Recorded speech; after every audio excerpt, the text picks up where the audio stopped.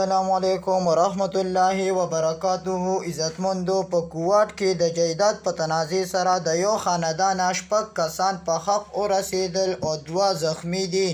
دا ټول په خپلو کې تر زامنو په شپږ جربه جایداد باندې جنگ رالو او د یو خاندان شپږ کسان په حق ورسول. اوس د هغوی مشران سوی او کشران سوی. که تاسو د دې پوره معلومات حاصلول غواړئ ویډیو اخره پورې وګورئ. که څوک زموږ په چینل کې نه وي زموږ د روشنی کلیک مخه سبسکرایب کړئ او بره ټلی نشان ووهئ. نور معلوماتي ویډیوګانې به تاسو ته ډېرې په اسانتیا سره راځي. عزتمندو، په کوهاټ کې د جایداد په تنازع سره د یو خاندان شپږ کسان په حق ورسېدل او 2 زخمی دي.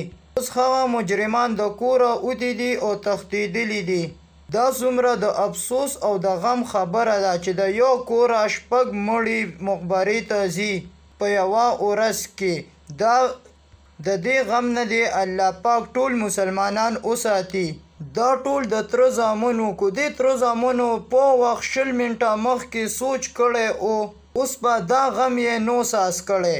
حقه ځمکه، خپل کورونه، هر څه ورته پرېښودل او لاړل وتښتېدل. شپږ جریبه دپاره شپږ کسان وویشتل او اوس یې ورته حقه ځمکه هم پرېښوده او خپل کورونه یې ورته پرېښودل او لاړل وتښتېدل. هغه کسان اوس لا بېدرکه دي. پولیسان کوشش کوي چې هغه مجرمان گرفتار کړي خو هغه لا گرفتار نه دي.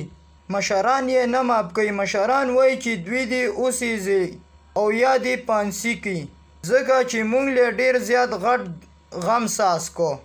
عزتمندو، موږ چې کله په یو کس باندې ډز کوو د هغې نه نیمه ګنټه 1 ګنټه مخکې سوچ پکار دی. بلکه دې د دې ویډیو نه عبرت ولي چې بیا دپاره داسې کار نه کوي. پولیسان کوشش کوي چې هغه مجرمان دې گرفتار کړي خو هغه لا بېدرکه دي. هغه کله هم گرفتار شول. زه به تاسو ته ویډیو ضرور شیر کوم.